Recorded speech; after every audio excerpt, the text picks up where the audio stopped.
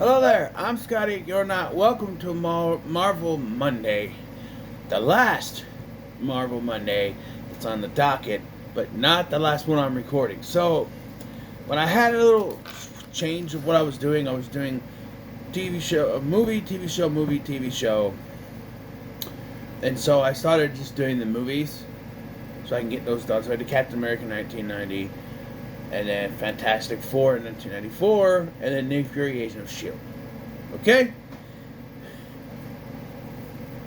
Then I'm going to do the TV shows. Well, the one I was going to do for the November 4th episode, which was three weeks ago, November 4th episode, that changed to what you now know is Fan Four Stick, a revisited of that, because I want to take a look at that again these years later. Almost 10 years later. Moon Knight was last week. I'm still keeping on track with that. And then, of course, I had like a 3 week of Fantastic Four. But I didn't time it right because September 30 is when I did 1994 Fantastic Four, when that's going to come out. And you got to wait a month for me to talk about Fan Four Stick. You know. I also messed up. I think it's in a Fantastic Four 1994 review where I said in 2 weeks we're taking a look at Nick Fury Agent of S.H.I.E.L.D. That is not, because I did that in November, so when this comes out. But so this is the last of the originally planned ones that I'm doing, and it'll be the end of it totally. But I'm not done with recording Marvel Monday yet. I gotta go and do 3 more after this. We're talking about the Marvels, which is, not counting Deadpool and Wolverine, the latest MCU offering, I believe, before Deadpool and Wolverine. Okay, haven't reviewed it, been a while. Came out, watched it with my mom and my son, liked it, watched it again. I just don't get the hate. This came out and people just shat all over it. They just shat all over it.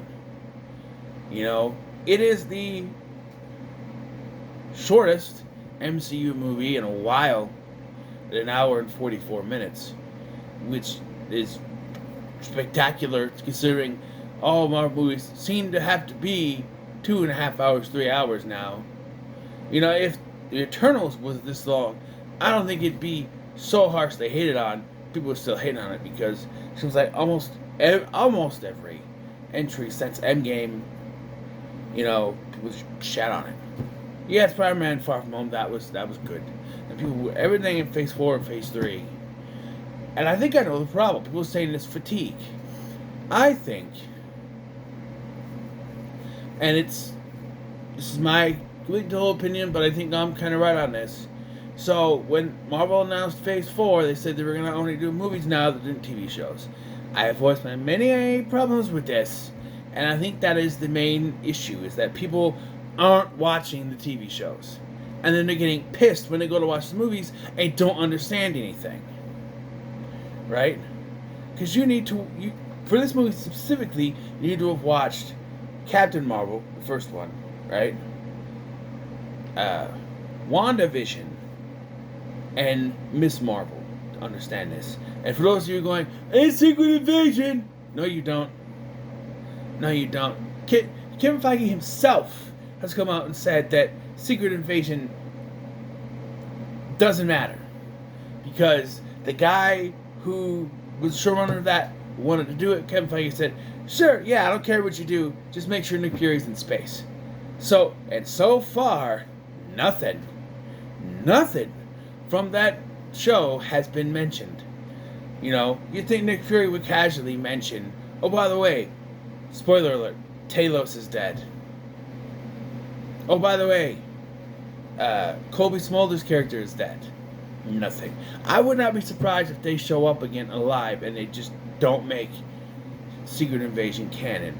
Or, plot twist, Secret Invasion took place on another Earth, in the multiverse, which could make sense. But I don't know. It just seems like that didn't matter. It's that the guy wanted to do it. Give Vegas, say, go ahead.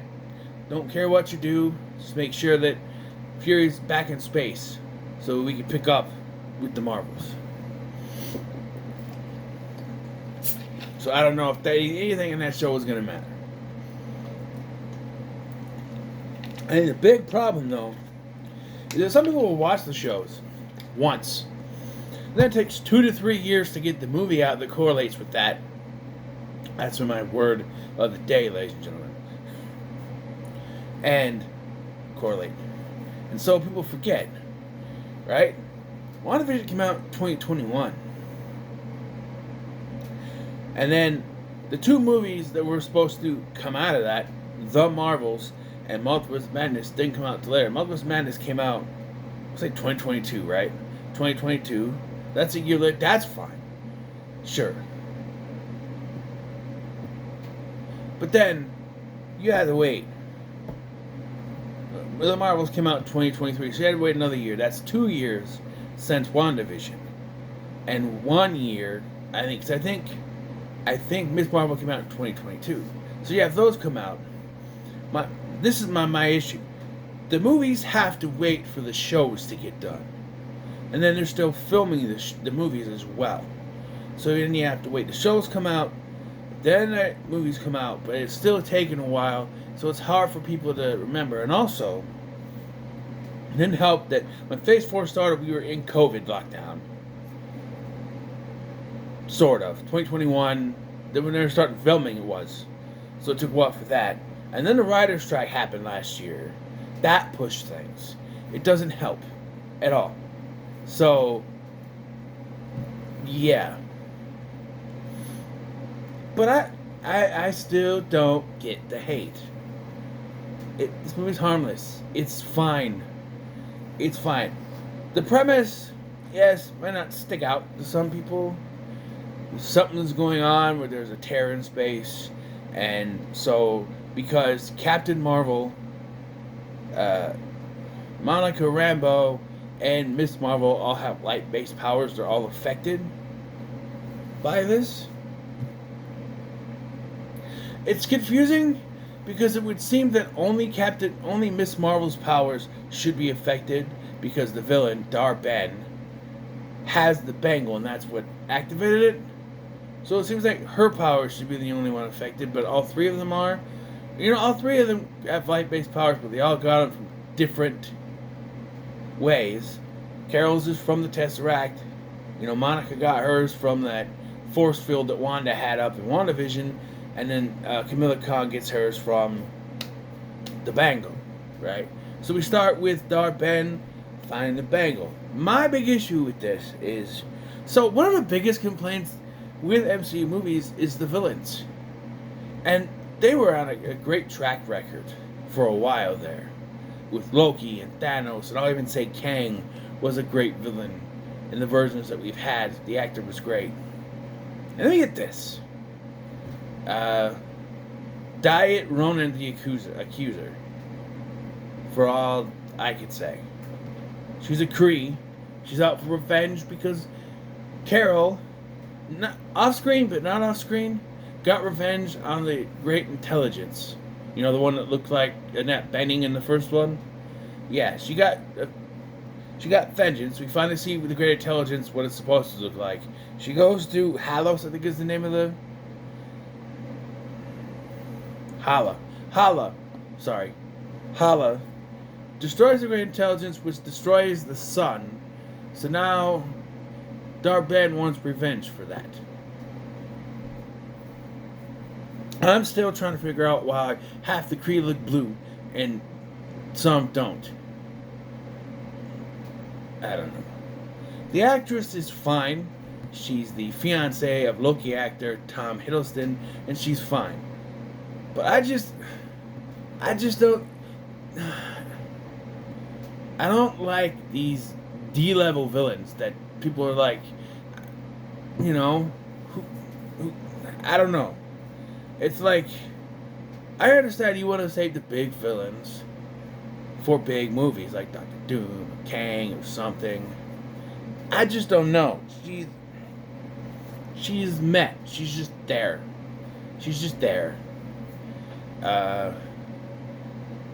Couple other things I don't really care for. Kamala Khan's family. Thought maybe we could have done without them after the first act. They were like freaking out about the house and everything. Didn't think they needed to go on the space station and mess around with Nick Fury. Didn't think that, I don't know why we couldn't just left them on Earth. I know the whole, they're in danger because it's Kamala. I get it. But I don't think they added anything. And the baby Flurkins. Flurkin ex machina, if you will. Sure, they provided a way to transport a bunch of people off of that space station.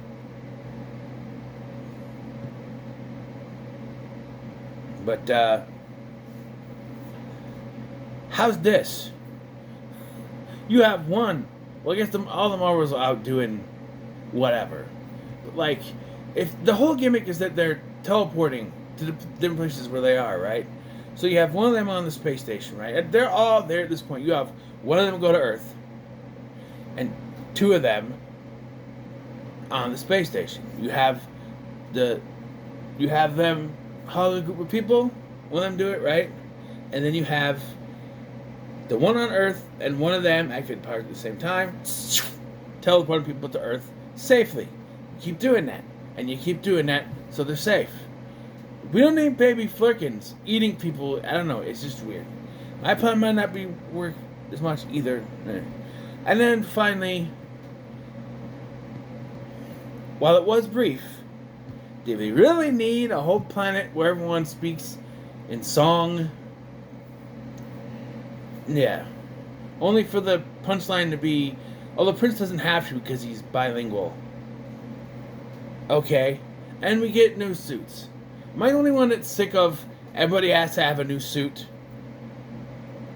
in every new movie now? It's getting ridiculous to me. Because, like, they make, and I'm jumping off this movie, but Falcon and Winter Soldier, they made a big deal about the new Captain America suit he got in the end of that, only to now change it to something worse. Yeah, if you've seen what his suit looks like, I know they're trying to do Captain America's suit from Winter Soldier, but it doesn't work on him. It doesn't look good on Sam. It just doesn't. And we barely got to see him in the suit from the end of Falcon and Winter Soldier as it is. And now, that's another thing. Falcon and Winter Soldier came out and they teased America 4. 4 years later, we're getting it. Because of pushbacks and everything. It's just, you know, that's the issue. And they don't seem to be learning their lesson to get rid of these TV shows because they keep it. I mean, Bob Iger is trying to knuckle down on this to have less, which is good. But I think we just need to get rid of the TV show stuff. And maybe only the important ones. Like, do we need Agatha on the long? Do we need that? Who asked for that? It's like a character gets a spotlight in a show that some fans go, oh, hey, I like that character. Someone goes, give him a show. Like, Agatha was a standout character in that show. Didn't need her own show. Echo, she was a standout. I didn't care for her, but apparently she was a standout. Got her own show. I don't think anyone watched it, but she got her own show, though. And then you have Daredevil getting his own show now, which is technically a third or fourth season of the original show, technically. But, is it really needed? And things like Werewolf by Night. Is Moon Knight gonna tie into anything? I love Moon Knight. It's my number one favorite show of those. But is it tie in anything? And again, I haven't done that review yet, so I don't know my thoughts on that. I haven't rewatched it yet. I haven't done that review yet, but I'm just saying. Yeah, understood. Anyway, back to the whole Sing thing. So, yeah, the power started to go haywire and everything, and that's fun for about 5 minutes until you really gets annoying. It's like, yeah, like, when it's happening at the beginning, it's like, okay, it's kind of fun, that's cool. Can we nix that right away so it's not throughout the film? But then it continues. They go to a new Skrull home planet, and then Dar-Benn starts to attack them because Captain Marvel came to assist. She thinks that they sent the Destroyer, or whatever she's called, Annihilator, on them. So she starts destroying the planet. So they try to get out as many Skrulls as they can, and they are all trying to use their powers at the same time, and they keep getting teleported. And it's like, okay, this is a serious situation. We don't need that. We don't need that. You know. Eventually, they use that to their advantage towards the end when they fight Dar-Benn. But, you know, then they go to the singing planet, and she shows up again.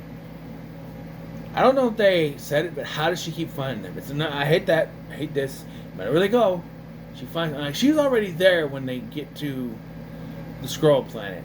But like, how did she find them on the singing planet? In the final battle, they use that switch thing to their advantage and take care of her.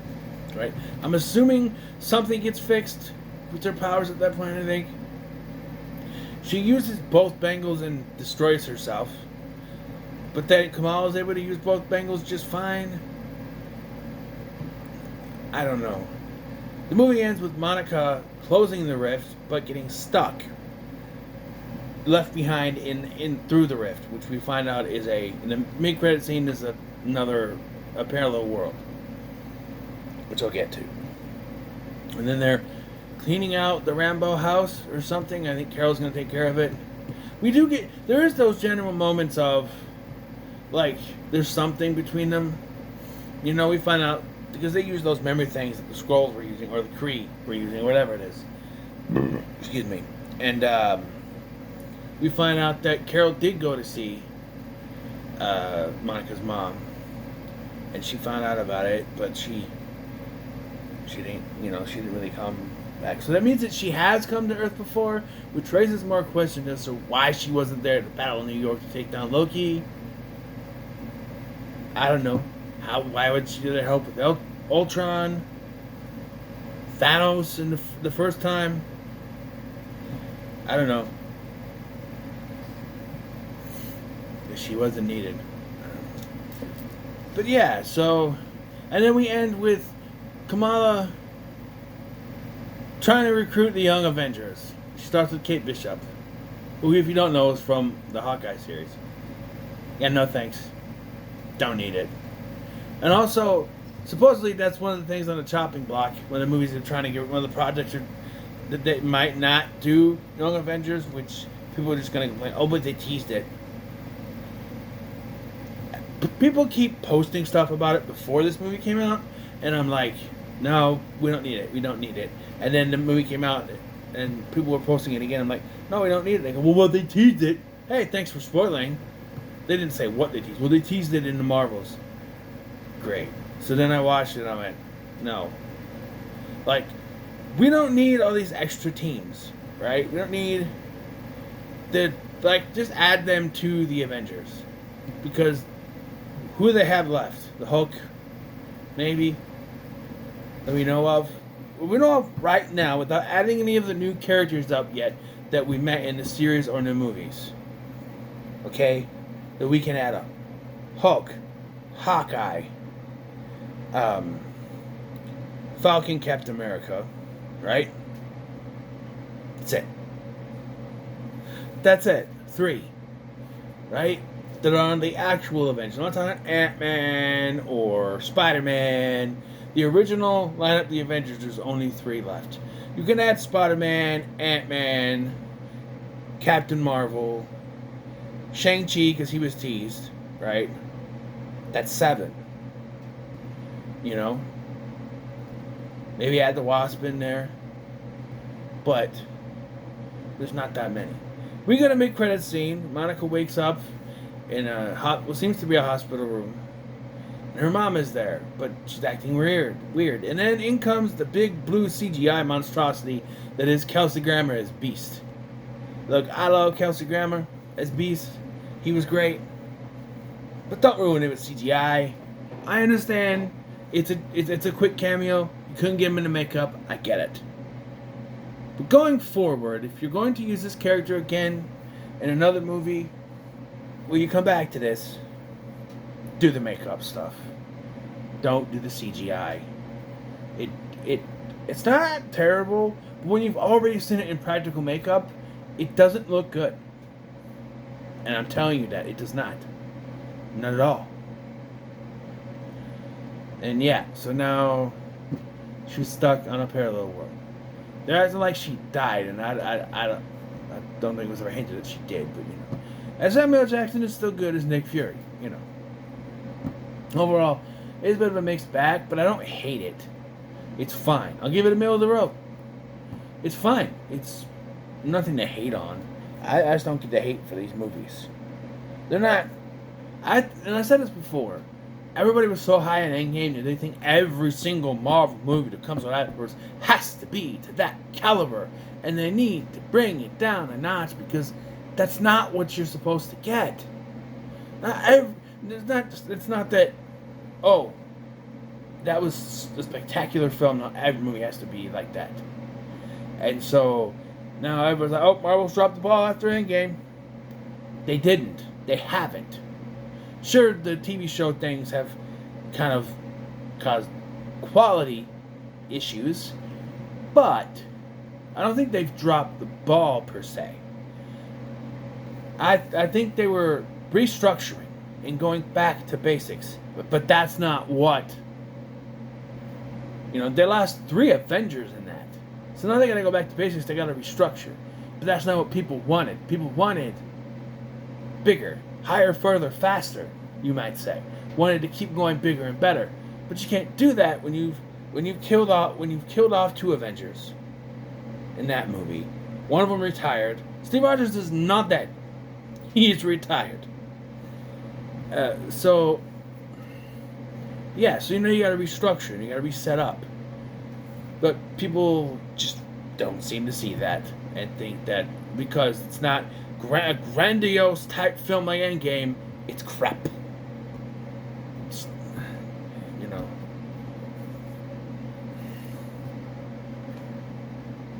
Yeah, it's the middle of the road though. I liked it. Hallelujah. Anyway, what are your thoughts on the Marvels? Let me know in the comments below. Make sure you like, share, and subscribe. Thanks for watching. I'm Sky, and I'll see you in the next one.